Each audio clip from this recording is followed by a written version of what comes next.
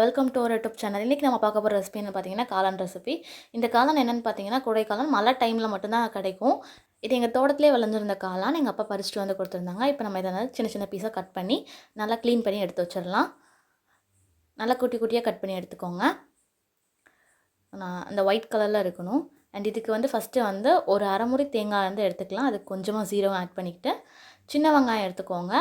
ஒரு 5-6 சின்ன வெங்காயம், அதுக்கப்புறம் கொஞ்சமாக தக்காளி, 2 தக்காளி ஆட் பண்ணிக்கோங்க.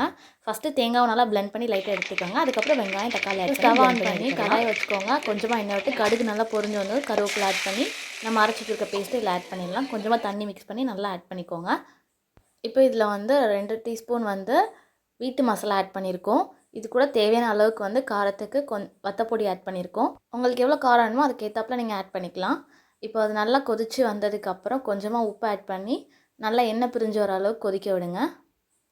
அண்ட் இப்போ வந்து நம்ம வந்து ஆல்ரெடி நம்ம க்ளீன் பண்ணி வச்சுருக்க காளானை இதில் ஆட் பண்ணிக்கலாம்.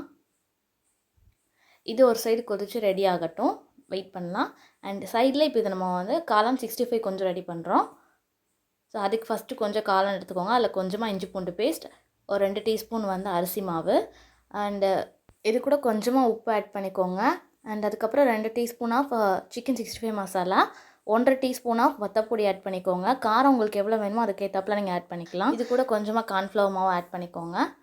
அண்ட் இது ரொம்ப நேரம் ஊற வைக்கணும்லாம் அவசியம் இல்லை. நல்லா மாவை நல்லா மிக்ஸ் பண்ணி எடுத்துட்டு எண்ணெய் சூடானோடனே நம்ம அதில் போட்டு எடுத்துடலாம். அடுப்பு பற்ற வச்சுட்டு எண்ணெய் ஹீட் ஆகாதனே வெயிட் பண்ணுங்கள். நல்லா எண்ணெய் ஹீட் ஆனதும் மீடியம் ஃப்ளேமில் வச்சு நம்ம சிக்கன் எப்படி நம்ம வந்து ஃப்ரை பண்ணி எடுக்கணும் அதே மாதிரி இதை நம்ம ஃப்ரை பண்ணி எடுத்துடலாம்.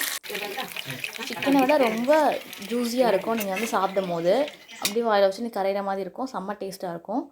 ஸோ நம்மளோட காளான் கிரேவியும் ரெடி ஆகிடுச்சு அண்டு காளான் 65ம் ரெடி ஆகிடுச்சு. இது போல் ரெசிபிஸ் நிறையா பார்க்க நம்ம சேனலை சப்ஸ்கிரைப் பண்ணிக்கோங்க. இது போல் நிறையா வீடியோஸ் வந்து நீங்கள் அப்டேட்டடாக தெரிஞ்சுக்கிறதுக்கு நம்ம சேனலோட பெல் ஐக்கானை ப்ரெஸ் பண்ணிக்கோங்க. தேங்க்ஸ் ஃபார் வாட்சிங்.